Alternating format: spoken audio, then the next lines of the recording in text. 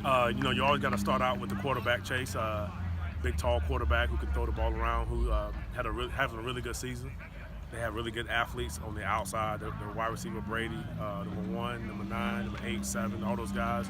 The running backs are really good, explosive. It's a good ball club. I think the O-line is kind of not really talked about a lot. They've only given up 4 sacks.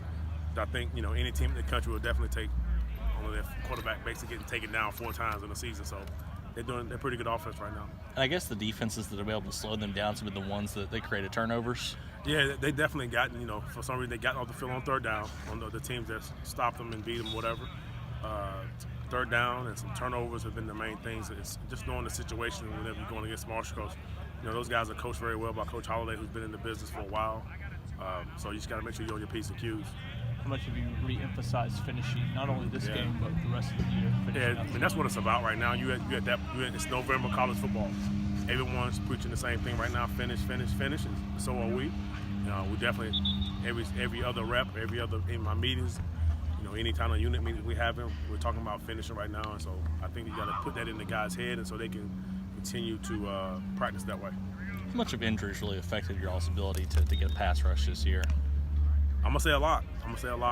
Because we've had some guys, some really key players who play some downs here, some guys that we were expecting on. But just like any other team, we can't really make excuses. We got to go out and play because other people really don't care about your injuries. To be honest with you, they actually want to see you having guys not on the field. So we can't really harp on that. We just got the next guy got to get up and come up and play, and whoever it may be, we do some things to trying to create some pass rush. Yeah. So what kind of things can you do to get more in that department there?